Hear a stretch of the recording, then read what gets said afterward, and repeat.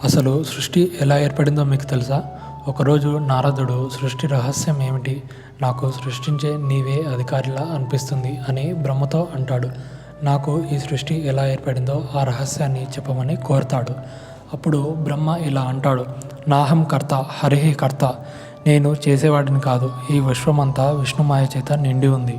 నిర్గుణ తత్వంతో ఉన్న పరమాత్ముడి తత్వాన్ని 3 గుణాలుగా విభజించారు. అవి సత్వ, రజ, తమో గుణాలు. నేను మరియు శివుడు విష్ణువు నుండే ఉద్భవించాము.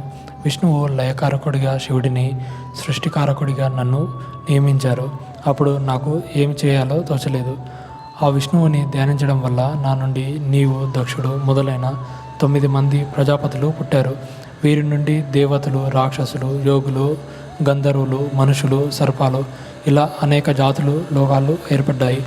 దీనినే ఆ పరమాత్మ మహత్తత్వ సృష్టి అంటారు అని బ్రహ్మ చెబుతాడు. మీకు కంటెంట్ నచ్చినట్టయితే జై శ్రీకృష్ణ అని కామెంట్ చేయండి.